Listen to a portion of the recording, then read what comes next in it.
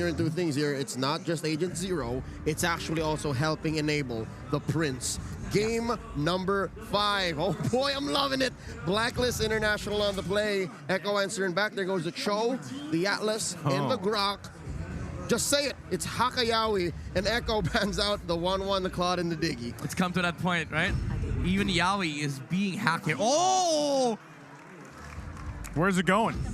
You okay there? You okay? All right. Oh, look at that. I mean, I'm done. They took over the everything. I've seen everything. This is probably the best draft sequence I've seen in my entire life.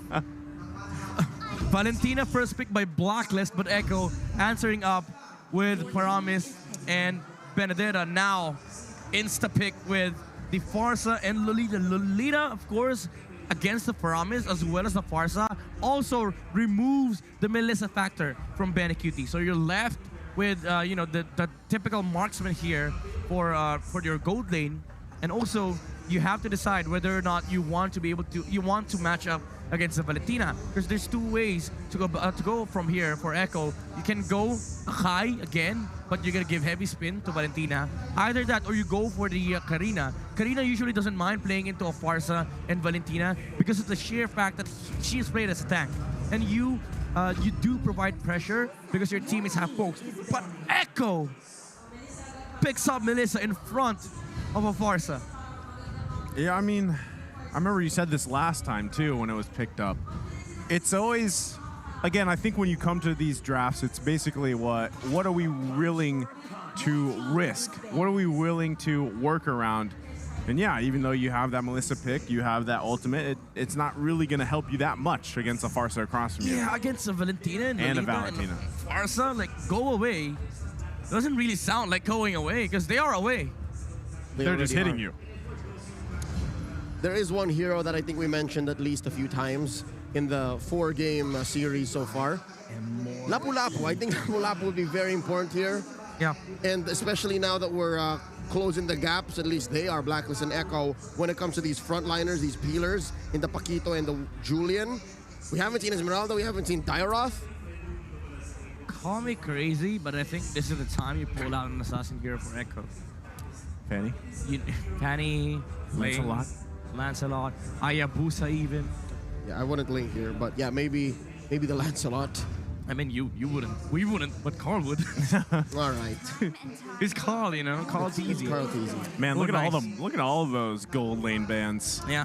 Does that force OHEB on Brody again? But the thing is, I was thinking about it earlier. Why wouldn't teams pick Brody up against Paramis? It's a nice pick. You know, you use the store department where you remove the HGs from the cult altar, and also you have a stun. Yeah, no, they lean into it, and that's what you want. You stack them up, hit him with the ult, and then Bob's your uncle. There's the last ban, the Dairoth going into the second phase. Esmeralda wide open, but that might be playing to Blacklist's plans. They know that this is the Euro Esme. They know this is the Euro Esme. That's the second time Midnight has a jungle Benedetta. Yep. He's okay though, folks. He's all right. A jungle Benedetta, guys. You were talking about it, and I was like, wait, is this a jungle Benedetta? Now you go back to the Brody. Yep. It's also a decent answer against the Promise, and they pick up the Uranus. Now, the question is, what rounds up the lineup here for Echo? Do you go for the Lilia? Do you go for the Eve on Sanji and let Yawi play the Faromis? No. Or do you go for the legs of a Natalia that can snipe the backline, Rafaela for Yawi, maybe even Ruby, Jawhead? You know what, Midnight, he's your boy. Yawi was your boy at some point, but now he's mine. The lover boy needs a good hero, and it's not the Faramis. He needs a good, solid frontliner with great catch. I'm liking this, Kufra. Solid choice. It would kind of limit it too, right? When you guys mentioned it, those first few bans just targeting Yawi. He didn't get to do what he wanted on the Jawhead the previous game, so switches it up, goes with the Kufra, offers a lot of CC potential, still that very Yawi-esque hero. So this could be a great start here for Echo. I mean, maybe what you're looking here is, what you're looking for here for Echo is the insane combo between both the Kufra and the Benedetta. If they get the catch and they use the Electro Final Blow into quite possibly the Petrify it might just be deadly enough for Blacklist to deal with. But you ask the question, what's so good about Kufra that Joy cannot do? Because Joy was open, and it was a decent answer versus these heroes that protect the front lines for OVERKILL. I guess the only people who have the answer here is Yawi, Coach Treb, and Coach Tick. Yeah. But we will get the answer in the form of a game. Here we go. Game 5 in this best of 7. It's Echo versus Blacklist International. Game 5 here ahead of us. We're going to peek here at what everyone is deciding to do in terms of this early game start. And also across the board, you got to say, you know, Blacklist International purifies still showing up. Yep. Just curious as to how karateezy will build this Benedetta. You know, could possibly go for the tank build. This game, I would consider that, because you do have a lot of damage coming out from both BLCK and Sanji, but wouldn't really hurt if you build up one, you know, physical attack damage. I had like a malefic roar. You can hear it in your voice, Midnight. Yeah. Gearing up. I'm feeling it. Those gears are grinding. Those gears folks. are grinding. No, we're still yet to see it. You know, We don't know. it's gearing up. Yep. Oh. Here we see Wise already invading. Does he get it? Got it. He did. He did not. He did not. He didn't? I mean, karateezy did not. Weiss did. All right, cool. Yeah, and then he also got the cult out there. So yeah, first turtle, more than happy to fight here. The thing I want to see here too, now that Wise is, you know, bringing out this Valentina jungle once again, is if they can actually make it work just as well as they did in the previous game of the series. karateezy is going damage, I think. I don't see any increase on the HP bars yet. All right, you're hearing some sigh of relief, tones of hope in Midnight's voice. Hopefully. Hopefully.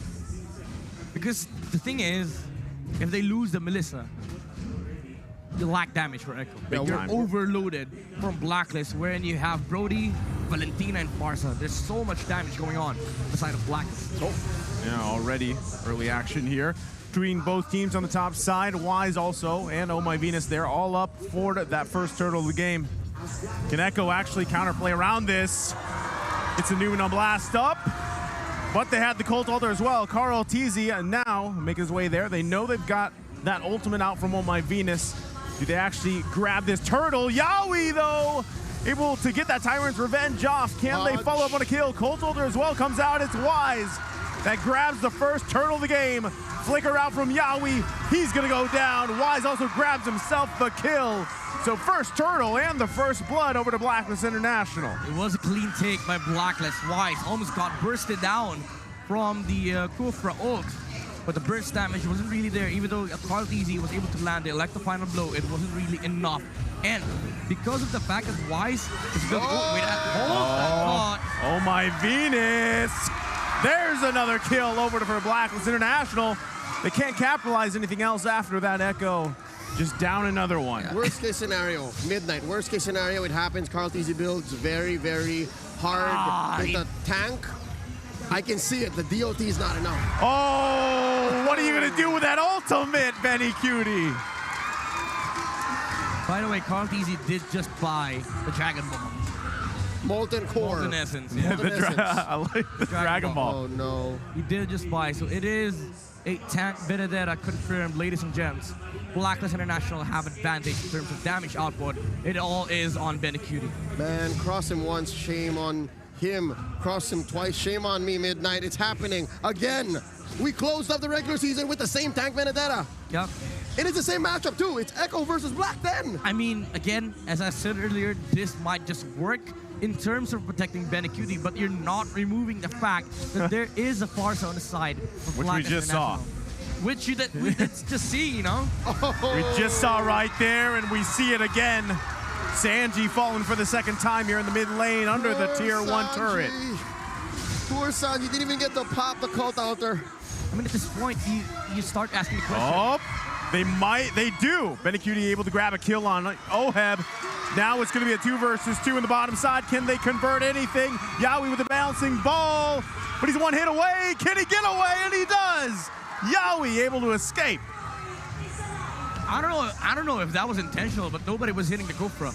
They were trying to land skills onto Yawi, and that meant he was able to live but still, you get the kill for Echo. They brought themselves a Brody kill. Oh, Wise again with the retribution. Even with the Electro final blow, not able to take it from Wise, and the feathered airstrike going to come down here. Carl TZ trying to get away, the eye for an eye. Not going to be enough here. Edward grabbing the kill. Up and changing, all grown up. Meanwhile, on the bottom side, they find OHEB. They're willing to trade this one out for Echo. They want the gold lane matchup. Benny QT is on a roll right now on the Melissa, but on the other hand, Blacklist International, Wise is having a fantastic start. Considering that this is a Valentina, Echo should be a little worried, I might say, because the levels are now stacking up, which means neutral objectives are always in favor of Blacklist. A huge gap here, but wait, that's Oh My Venus caught out. Yeah, Oh My Venus. Can Sidestep. she get away? Numenum Blast with the Colt Altar. Carl TZ still looking for the kill. Can't get it. It's Sanji that falls here. And again, Oh My Venus able to somehow get away. This is that same problem we mentioned earlier. There's not enough burst damage, not enough accessible damage, especially when Benny Cutie is compromised. And this is the one thing I love about Valentina jungle, I've enjoyed this countless of times. When you go near the Valentina, expect yourself to be controlled multiple times because of the fear. And with that, the conceal play coming out. Feathered airstrike. Oh My Venus gonna flicker her in, forcing Benny Cutie and Yaoi back. They have to go back to heal up. They lose more space here. Already, it's only 6.5 minutes into the game. Torn apart memory was on cooldown. He could have gotten a double there. The Prince will just have to take down this turret down bottom. And this is the recovery for OHEB. Kind of a mechanic in the game wherein you get so many kills on the side of Echo. If he takes one back, he gets so much gold, and now OHEB is back on his tracks. Echo really does have a big problem at their hands. Well, at least Carl TZ is getting his buff. Sanford gonna have to use that Purify. Could have gotten possibly killed there, but now next turtle of the game, the last one of the game, for the taking here, Blacklist International. Level 11 on the Valentina. Nothing you can do. Carl TZ used the retribution on his orange. That's why he missed out on this one. Sanford now going to be in trouble once again. The team there. Wise goes in. Carl TZ to help out. Colt Altar there too. Edward now joining the party. Yaoi charging up. Can they grab a kill here? Go away comes out, but there it is, right on the mark. But Wise and Oh My Venus fall too. Double kill for Sanford, but is it enough? Because now Benny Cutie falls too. Maniac over for Haji. He's unstoppable. The Savage Machine! The Savage Machine! He's called a KDA machine for a reason as we watch this instant replay. 11 kills in total. Haji has been in all of them. Oh man, it was a technical Savage. OHEB got the last hit on the 5th kill. Yeah, it was probably just said a maniac. sorry. But look at the KDA, 605 out of the 11 of Blacklist. This Farsa is becoming a nuisance. Again, the range advantage has been, a big problem for Echo. Even though Wise died on that engagement, he brought enough time. And Haji was just throwing out spells. And Echo were in no way, sustaining that damage coming out from Blacklist International. We'll call him the KDA Maniac. Why not? KDA Maniac, there you go. It works all the same, right? He's a KDA machine. I mean, it sounds even better because he is a KDA Maniac. Yeah. Yeah. We'll let it sit. We'll let it sit. Blacklist Thanks, are having the time of their lives here. 11-4, about 6K ahead, and just a single turret pushed by Echo, and they're going for a concealed play. Oh, they see Haji. They know.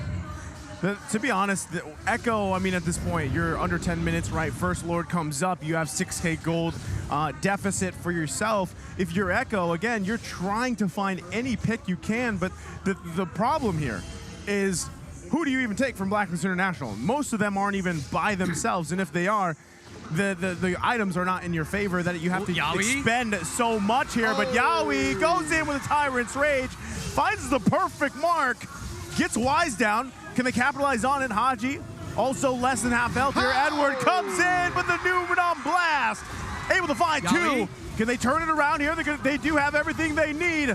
Edward, also less than half health, gonna heal back up. And even with that, Echo still struggling to even come out on top of that one. Just want to say, did you see that reaction from Haji? He heard the jump from Yahweh. That's how he went to the right side. Unfortunately for Wise, he was not in the position to, you know, go away from the range of the Tyrant's rage or revenge. Yeah, Tyrant's revenge. Sure, the rage was the ulti. So Echo had a kill on Valentina, but it could have been better for them. But Haji was in the right timing to move away. Sanford, though. Bad news for Sanford as he tries to bob and weave out of everything, but it's not going to be enough as he falls on the top side. And Echo still looking for a pick possibly here. Yahweh, is that the right target? Wise there on the backside. Edward gonna heal back up. Oh my Venus now charging up the Neutron Blast. Finds the mark. Benny Cutie running for his life. Colt Alter did come out as well. Yahweh trying to save him, but it's not gonna be enough. As more fall for Echo. Blacklist International. And just like that, Haji finding the mark again. What can Echo do? They're in shambles. the KDA Maniac is in a state of flow. Nothing can stop his Farsa right now, and they're pushing in for the base. All the while, the King of the Jungle taking the Lord one-on-one. I mean, what stops Blacklist International from initiating on that fight, right? Echo, they put out everything that they had. They used the Tyrant's Rage on Edward, and Blacklist was like, we're gonna fight. And here they go. They're still going for it. One last ditch effort. Benny Cutie finds Oh My Venus, but they give up the Lord here, which all Blacklist International has to do is wait for it to march down and then crack open the base of Echo. Again, it doesn't help the cause of Echo that they have to deal with Haji on this game. Knowing that they have a Melissa, they still have to take down Haji. With the Purify, he's always going to be in a safe position because the only catch that you have is that Tyrant's Rage. Carl Teasy needs to find an angle to take out the Farsa, which he did on a previous engagement. But with Lord fights like that, wherein you're just, you will just be annoyed by Oh My Venus standing at the front line, you will have no time dealing with the Farsa. Well, right now they've got to deal with this Lord. They're going to lose this mid-turret inhibitor. One hit away. It just has to be looked at. So Blacklist International doesn't get it just yet. Waves are going to be pushing in here, though. It's the first Lord, so Echo still has enough breathing room. There you go. Yep. Edward goes in. He's like, I got it. Much like Thanos, Agent Zero says, I'll do it myself. Oh, come on, guys. Why leave the tower there? Might as well just do it for myself. Why leave 100 HP? You can just... What was that? No. He's still doing it. He's still doing it. Not over You've yet. rubbed off on midnight here on the English desk. I'm at my limit. Yeah. Boop. Some things don't push it. Oh, but wait. Well, there you go. Oh My Venus once again with the charge up. Carl Teasy trying to get out of there. There's the feathered airstrike once again, finding the targets. No one going down just yet. Yahweh charging up. The Tyrant's Rage goes in. Purify comes out. Yahweh in a bad position as he falls. Sanford has the stacks on him. Doesn't go down though.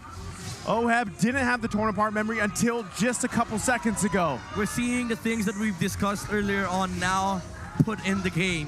Even if Yahweh gets the jump on Haji on the back line, Purify's there, Cult Others there to save him. Another there you go. Sanji punished again. And it's Haji that falls, but Blacklist International's looking to end the game if they can here. Why still alive?